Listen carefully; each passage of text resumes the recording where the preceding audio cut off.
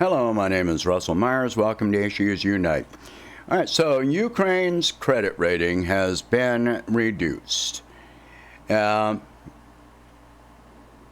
is an obvious thing. Their economy is suffering.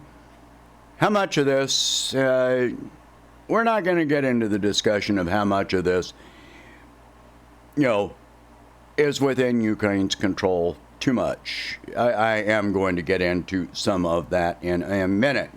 But let's go straight to the,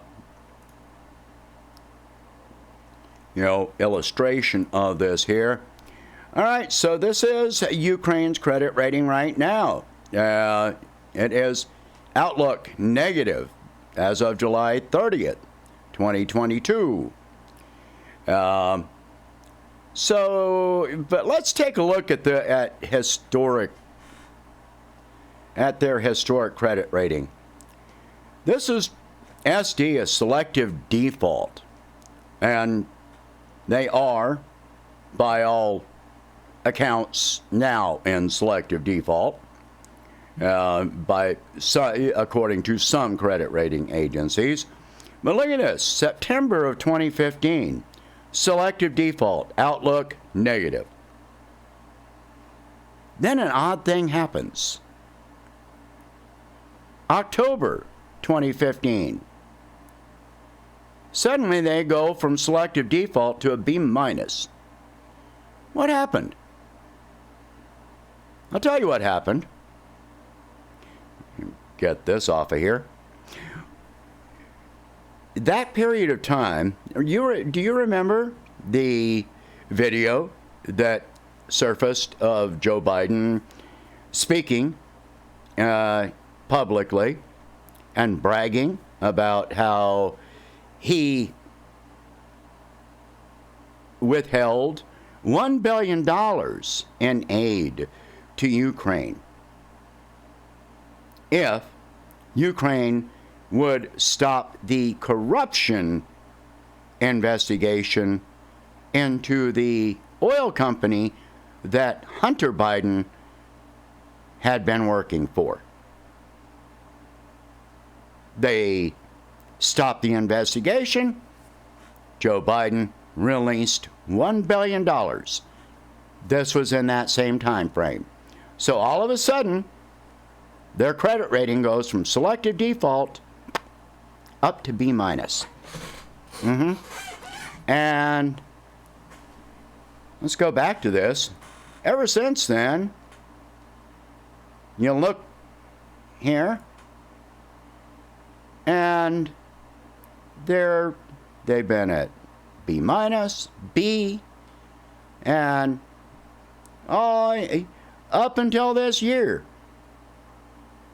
Well, what happened here? How'd they go from selective default? Did their economy really improve that much? Not really.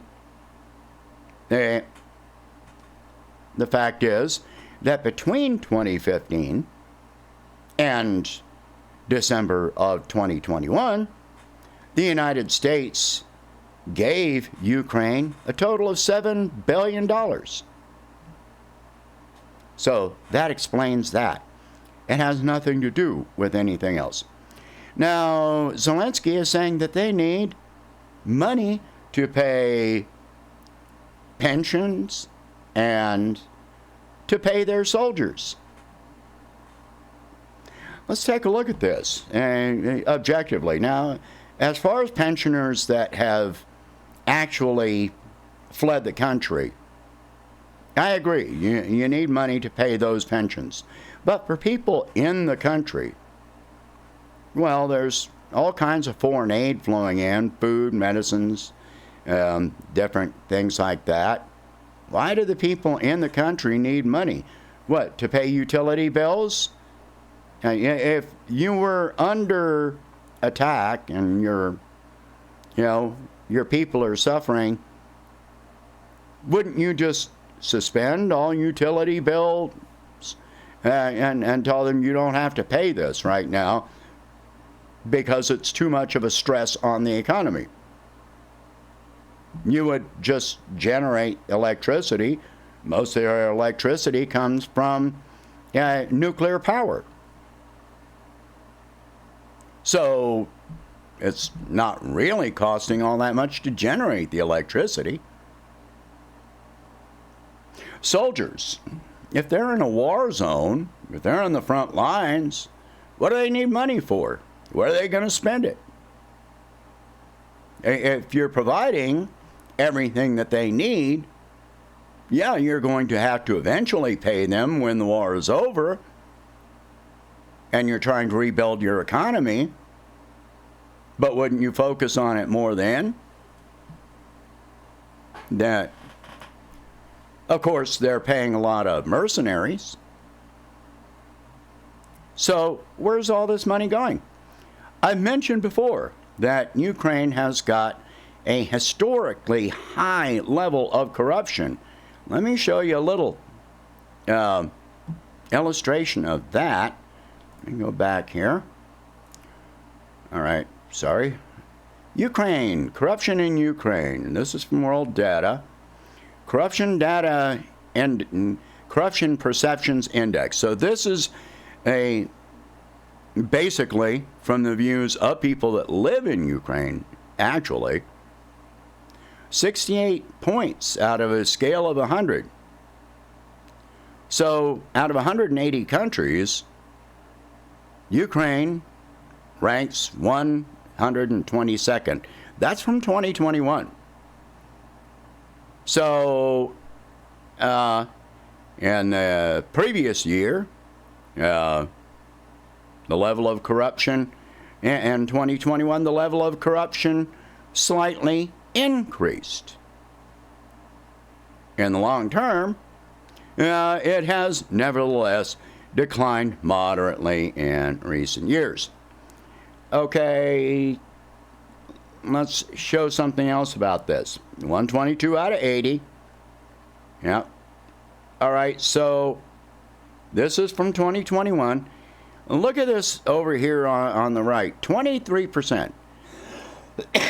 That is a percentage of public service users that paid a bribe in the previous 12 months. That is as of 2021. 23% of public service users in Ukraine had to pay a bribe for their services, their government services, in 1 year. 23%. So how would you feel about that? If you need a telephone installed, or your electricity hooked up, and on top of the normal service fee, you have to pay a bribe to at least one person working for the government. The person, you're paying taxes, etc. So you have to pay a bribe to get these services. How would you feel about that? So I've mentioned before that Ukraine has been in debt for many years. And the chances of them paying off their debt is extremely low.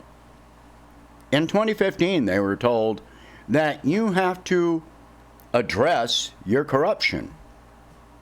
You have to actually do something. And yet, they have not done anything. Yes, they talk about addressing their corruption, but in actions that have been measured objectively by capitalists, the IMF, the World Bank, etc., they're not seeing any effort to address that corruption.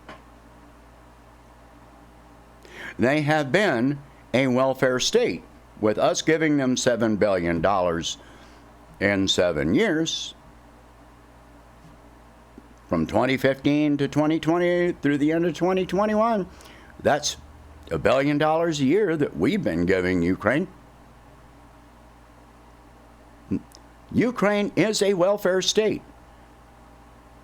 After this is over, they are going to remain a welfare state. How long are we going to be supporting Ukraine as a welfare state with a level of corruption that high? How long is this going to go on?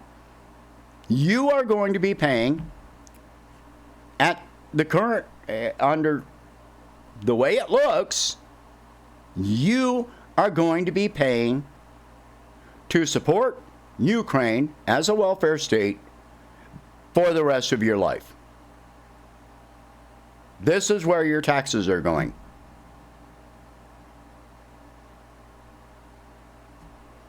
Does this work for you? Yeah, you really want to keep this going? Yeah. When are we going to see peace talks? As of this week, Russia overtook a major encampment, entrenchment site where Ukrainian forces had been, fully entrenched with, literal trenches and fortifications and equipment, including destroying a HIMARS and howitzers and all this stuff, and Russia overtook it. Until they come up to Kramatorsk, that was the last major hurdle. The last one. So tactically, let me bring this page up again, show you my screen. So I brought this map up a number of times, and I've shown you how the Russian forces are still advancing. So here's Kramatorsk and Sloviansk. There's really only one hurdle between them. This is no longer extremely rough country. You can see by the coloration over here, they've been going through forest and mountains, and now this is all pretty much, much milder geography that they have to negotiate between where they are and Kramatorsk and Sloviansk. And so that's all there is. Once they hit Kramatorsk, there is absolutely nothing else but farmland until they hit Kiev. There's nothing else left. This is, once Kramatorsk is taken, this is over. You can count this as over. It's done. It should have been done a long time ago, but it's not. Anyway, so the outlook here is not good. Not for Ukraine.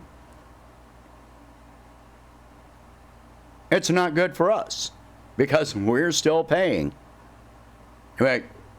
Last week, we gave another $1.7 billion to Ukraine, which brings it up to somewhere around $64 billion that we have given them since February 24th. $64 billion. People getting thrown out of their homes in America. People going hungry. People, fearful of being able to pay their utilities. Workers being laid off. And we're still giving money to other countries, but we won't help our own people. Where does this end? Share this video. Talk about these subjects. If you can, please donate whatever you can to help expand this channel and my presidential campaign, and I will catch you in the next one. Thank you for watching.